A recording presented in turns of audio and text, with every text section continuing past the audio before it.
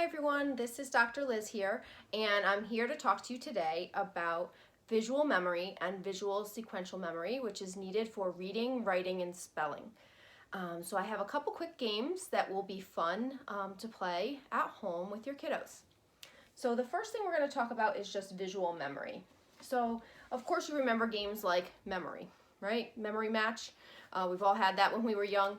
And visual memory is the ability to look and see a picture or an image, even of a letter or something like that, and be able to then recognize that again, either where it was left, like in a memory match game, and or what it looks like when things are similar. So there's a lot of different ways to play that game. If you have a memory match game at home, great.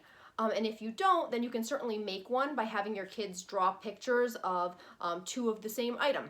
So that's kind of a fun way to make your own memory match game. One of the other things you can do to modify that game or change that game to make it a little easier is to use less cards. So sometimes I will pre-sort the cards into matches, and then I may only put out a set of 10 matches versus the entire game. And that's helpful. Another thing that I do, even for my own kids, so that the game doesn't go on forever and ever and ever and ever, especially before bedtime, is I will put all of the pieces out and I may flip some of the cards over and leave them face up, so that if you happen to flip a card up that matches, then you kind of are able to just get that match as a freebie. So that's fun too.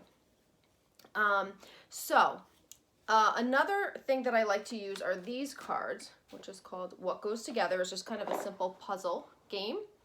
So you can do this with a game like this that just has pictures, or you can use your memory match in a different way.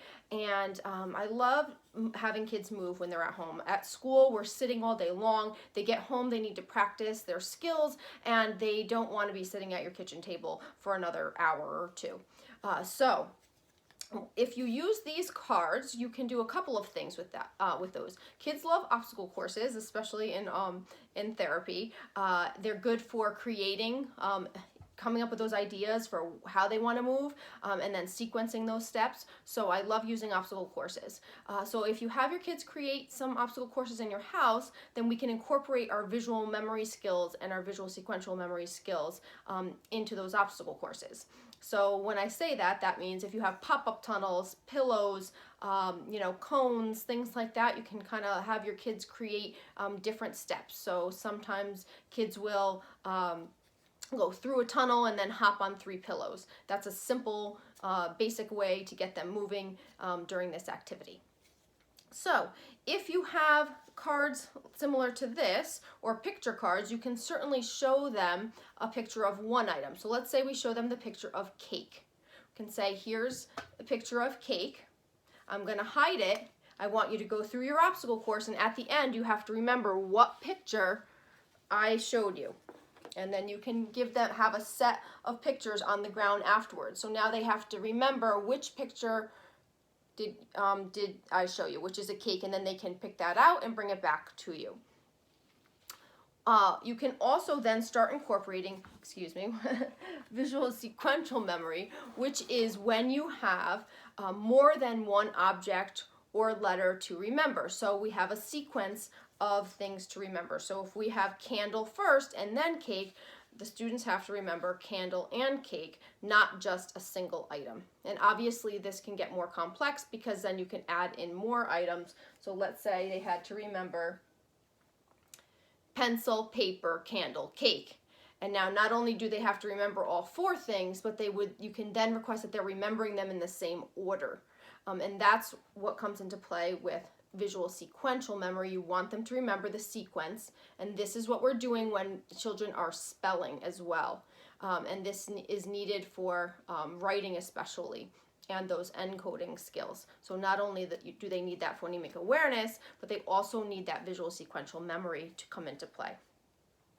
So another way I like to do that, especially with words, is using this Melissa and Doug game, which I love all their toys because they're very helpful and well organized. So we have, this particular game has a bunch of letters, and then it has these wooden word cards, and they have 3-letter words, and they also have 4-letter words. So I typically like to put all of the letters on the bottom here so that they're spread out so kids can find the letters. So now they're also able to use their visual scanning skills to find the letters as well. So let's say we start out with a 3-letter word, the word car. So we would have these removed. And at the beginning of their obstacle course, they see the word car, and you can spell it with them, C-A-R. How do you spell car? C-A-R. How do you spell car? And have the child repeat, C-A-R. And if they are ready and they can remember that, then you can send them through their obstacle course, and then they're coming over to the end of their obstacle course where you can see the letters. And then you can say, find the letters for car. How do you spell that? And they have to search for those letters and then bring them back to the board.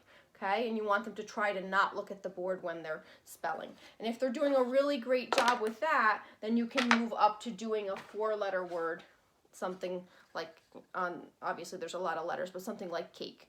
And then you can move it up.